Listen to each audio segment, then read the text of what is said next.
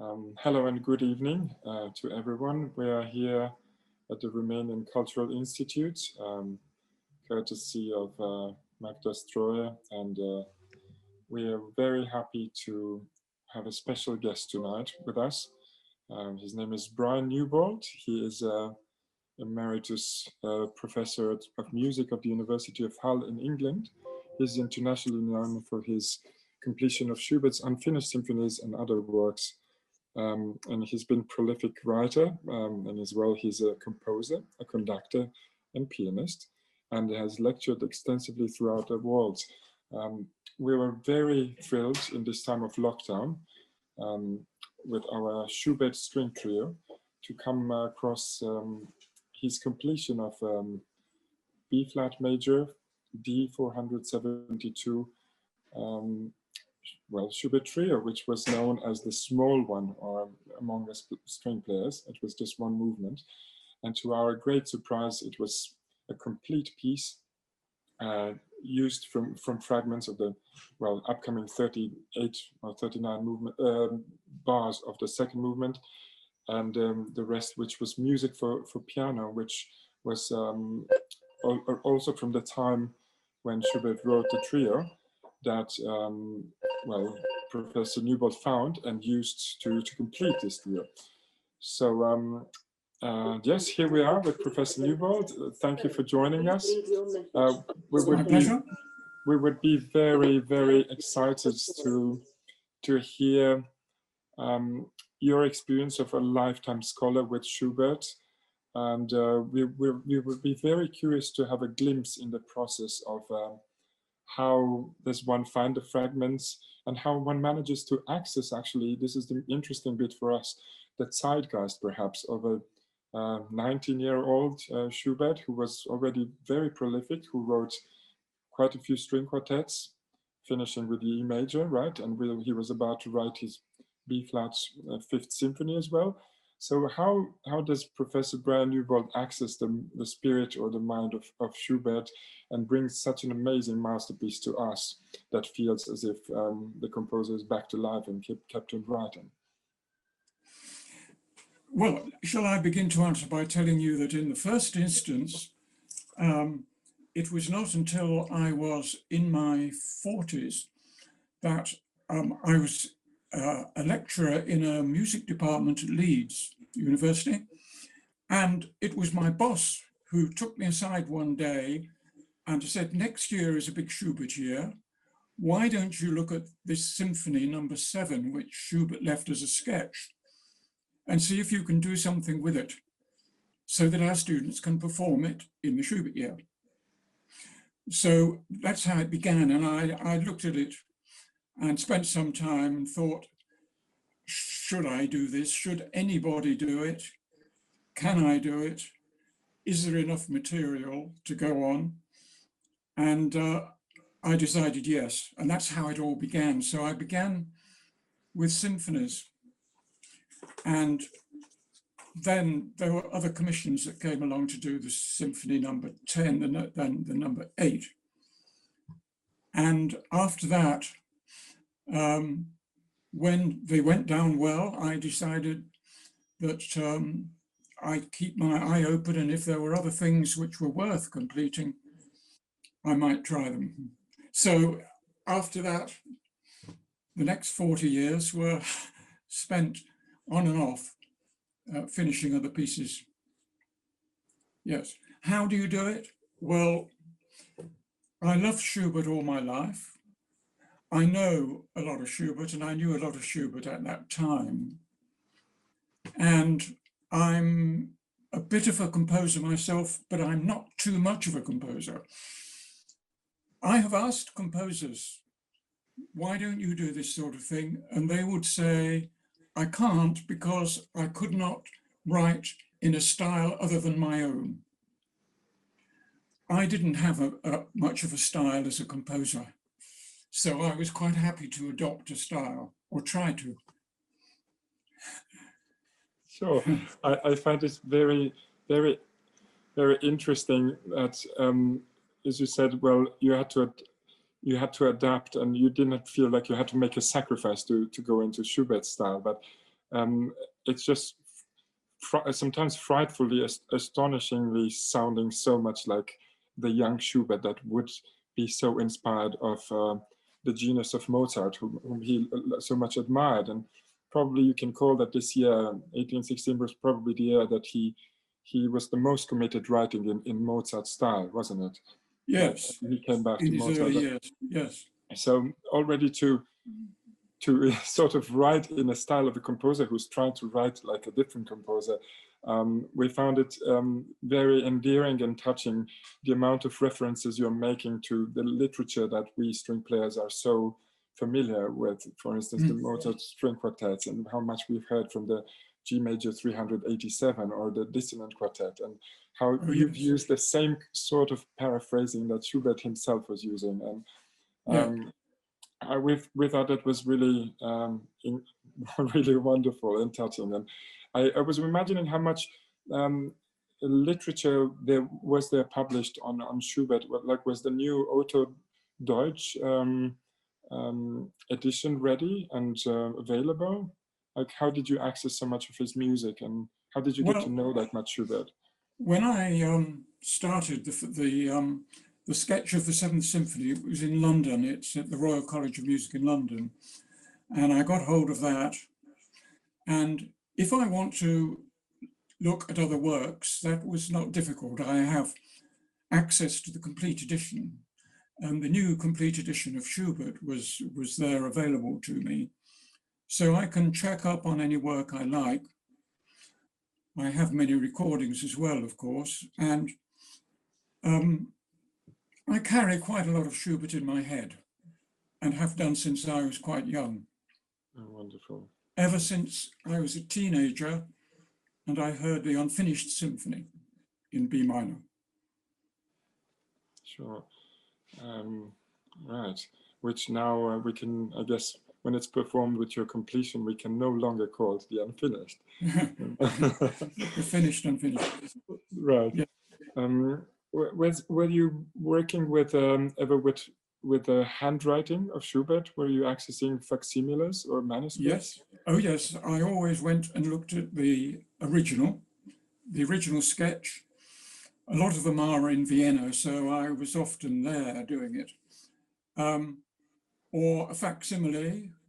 Several works are available, as you know, in facsimile. Yes. And now, of course, they're online. Yes. But one thing that is interesting is when I did the first one in 1977, I had to write it by hand. Mm-hmm. There were no music programs on the computer. Incredible. That means I was actually closer to Schubert because Schubert wrote it by hand. Indeed. Schubert didn't have a computer, I didn't. And therefore, I know how long it takes to write out a symphony. Brilliant. I will love that. I guess there's something much more intimate and more involved in the relationship with, well, a pencil or a pen and a paper. Yes. And what was it? Yeah, I was just wondering. So you've done that repeatedly, but over the years, I think it was it? I think it was Ernst Toch, or one of the composers who learned how to compose by just transcribing Mozart quartets, because as you well know, before there weren't any photocopies as well, so people had to transcribe by hand, and yes, some of the transcribers learned the art of composition, the craft of composition. Oh, yes. Yes. It's perhaps something that it's good to remind us musicians that it's such a great way of learning and learning more about the composition process. So Schubert learned almost entirely by listening to other composers' music, Haydn, Mozart, Beethoven, reading scores, and sometimes copying out. He copied out, or he began to copy out, Beethoven's Fourth Symphony in full score. We don't know how far he got, but the first page has survived, and it's the full score of that slow introduction. Yes. And he did it in order to learn what goes on. If he wrote it down, he felt he was getting close to it. He could work out how to use the brass, because the brass at that time were very limited in what they could do, what notes they could play. And you have to work out carefully how to use the brass if you're using the instruments of Schubert's day. Sure. You mean like the nature horn and, well, the clarinets, what basset clarinets of the day. Yes, yes, indeed. Would you say that Mozart's style, what we refer to as what was the mainstream style, as you call it in your beautiful book, which I recommend to everyone, Schubert's the Music and the Man. It's a wonderful book, and I think you managed to make such great transitions between what is the narrative about his life and the things that are strictly about music. So seen in the context, all his works come to life so much more to us. So it's a really beautiful book. I can recommend everyone. You can find it at University of California Press, Berkeley, I think. And you mentioning about the lingua franca, or the spoken language of composing back in the time. So was Schubert, when he was writing in Mozart style, was he referring to a language that was almost a bit the language of the past, or was it still modern in his time? Well, it was still quite modern. After all, Mozart died in 1791. And here was Schubert busy writing in the teens. So 18, 11, and 12 are the first works we know of, which is not so long after Mozart. And Mozart and Haydn established very much the Viennese classical style. And Schubert naturally belonged to that, but he was aware of what Beethoven was doing. And just as Beethoven was edging forwards from that style, so Schubert did, but in a slightly different direction, of course, because Schubert is more harmonically colorful, perhaps more tending to waver from the main route and go off at a tangent into another key, and with luck find his way back. He always did find his way back, but you do sometimes wonder. Yes. I think in your book you make reference to some of the early works when he's experimenting and starting in B flat and ending up in a completely different tonality, things that were purely experimental and understandably and lovingly towards any child who embraces them, the search of imagination and going on adventures. But it's interesting, even I think with the Mozart sonata, I can't exactly remember which one it is for keyboard and violin, that Schubert uses the same melody for the slow movement of the Fifth Symphony. And then his harmonic excursions to G flat or to even C flat tonalities are unforeseen in Mozart. So he's using that melody, but he's looking for even more rarer corners of the world, or seeking for beauty in the unfound. I was just wondering whether, because he himself, Schubert, refers to Mozart as you, the mighty genius who shows us there's something better than this world, right? He's making a reference towards almost like the music coming from heaven. And I was wondering whether he's striving and trying to achieve the same and bring it to us. Oh, I think so. I think so. He knew a fair bit of Mozart, and I think you were quoting part of a letter or a diary entry dated June 1816, in which he wrote, "As from afar the magic notes of Mozart's music still gently haunt me. O Mozart, immortal Mozart, how endlessly many such comforting perceptions of a brighter and better life hast thou brought to our souls." And this, as I say, was written in 1816 in June. And in that year, in the summer of 1816 and the autumn, there came a number of works which owe quite a bit to Mozart. So I think he'd at that point become very much attached to the idea of building upon Mozart.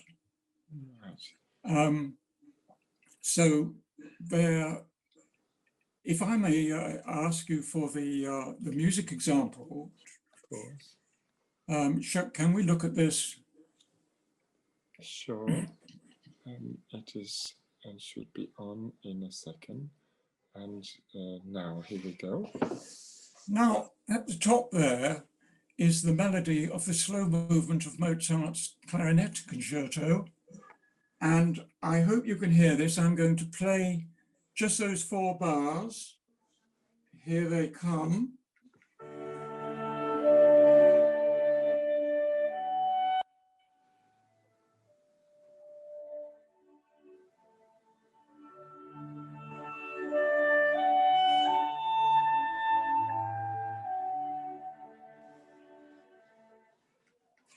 And below it, I've written out the beginning of a setting of the Tantum Ergo by Schubert.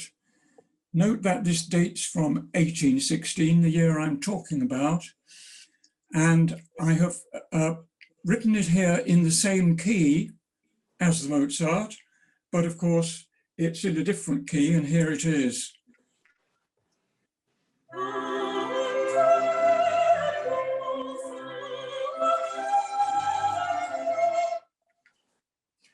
See, now that is almost identical, almost the same theme. And do notice that at the beginning of the second bar, Schubert has Mozart's note in a clarinet part, but not in the voice. It's as though, almost as though he realized that he would have been copying Mozart if he hadn't changed that first note in the voice in the second bar. But he still put it in at the clarinet. Yes. And it is a clarinet note of all instruments. I find that particularly interesting, that example. Thank you for that. Sure, wonderful. And then a bit later in the year, he wrote the trio, which you've just referred to, the string trio. And I find in that, particularly when I came to finish the fragment of the slow movement, that he probably had in mind Mozart's divertimento for string trio. The way he uses the 3 instruments reminded me of that. And so perhaps there's a little bit of the Mozart influence coming into what I added to the movement. It was, you could call this Schubert's Mozart year. And then, of course, just after the trio, in October, we have the Fifth Symphony. Yes. And I would like to play you a tiny fragment from Mozart's 40th Symphony, followed by a fragment from Schubert's Fifth. Very short. Here we are.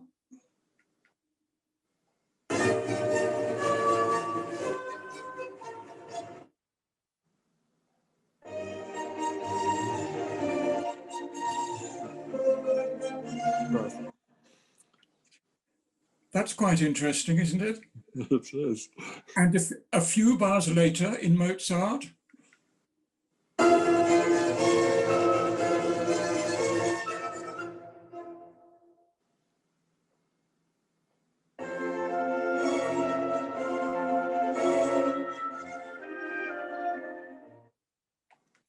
Interesting.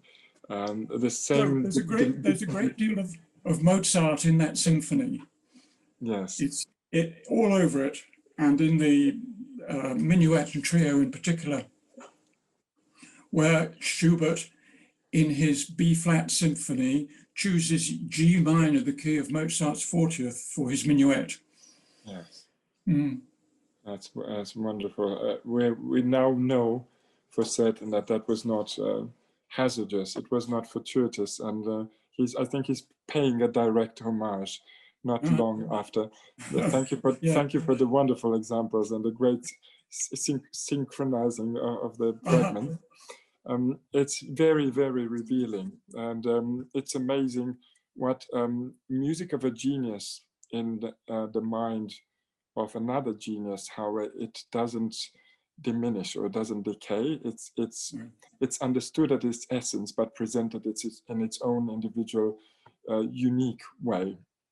And probably he was looking for the same sense of a better world.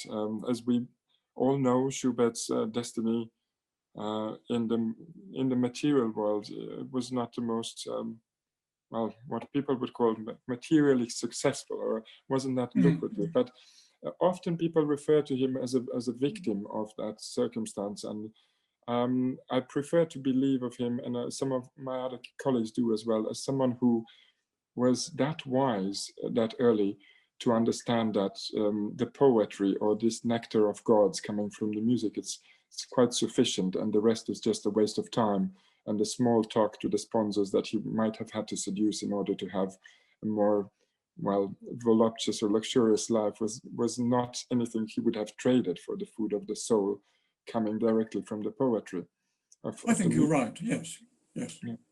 So I'd like to believe that he wasn't a victim at all, but he was forever indulged in this eternity, the song of eternity, the one that reminds us probably that the separation never took place, and maybe we're all right now, together in one mind, and music can remind us of this. I love that you also mentioned in the slow movement of the trio that we are playing, that music is using it provided a melodic harmonic cell for the trio section of the same B flat piano trio, and for a theme in the E flat piano trio too. So you're mentioning other things that Schubert was quite left open in this fragment that you finished, but he obviously liked the idea, and he carried it in different chamber music pieces. Yeah. It would be, I would love to talk so much more, and even I can only tell the listeners that we've had such an incredible experience with your creative impetus in Schubert's music, and it also brought to our awareness that the symphonies that you completed are works of masterpieces and works of art of highest level, and can only ask people to check on YouTube for the 10th symphony that has been recorded by, was it Sarah Neville Mariner? Yes, there are several recordings now, yes. Right. Or if there are any others that you could recommend us, you could recommend the listeners. Well, the 7th Symphony was recorded, they were all recorded by Mariner. The 7th Symphony is available in a recent recording by the Munich Symphony Orchestra. The 10th Symphony, very good recording by Charles Mackerras and the Orchestra of the Age of Enlightenment. Right. And who's also recorded the 8th. So yes, there are now several recordings of those symphonies. So can we say then with certain excitement and pride that perhaps ours will be the first ever to be recorded of your 471 It is the first recording of that work, yes. Good. Well, and I can't wait to hear it. Right. Well, we have to thank you for being such a good advisor and mentor to us during the process of preparing the recording. As many of you know, we're the day after tomorrow. Well, no, actually today is the 4th. So actually today we're going in the studio, and we were in the studio, and tomorrow we will be recording this completed B flat major trio, and then we will in another few weeks, in beginning of March, we will be recording the other trio, and we're very much looking forward as well playing for you the other trio once it's a bit more ripe and ready. But we're hoping to bring something to the world that would also honor your efforts as well, and would bring a lot of happiness to the listener as much as it brought us. I guess we're coming to a closure of this time. Dear Brian, Professor Newbould, thank you very much for your time. If there are any words you would like to say to our listeners from Romanian Cultural Institute, but we thank you on behalf of the trio and of everyone listening. Well, I would just like to say that it's been a pleasure talking to you, and a pleasure to meet the three of you, the trio, and I'm looking forward immensely to hearing your playing of this piece. Brilliant. All right. Well, thank you. Thanks once again, Brian. Thank you, Magda. Thank you. Thanks, everyone. Bye-bye. Bye.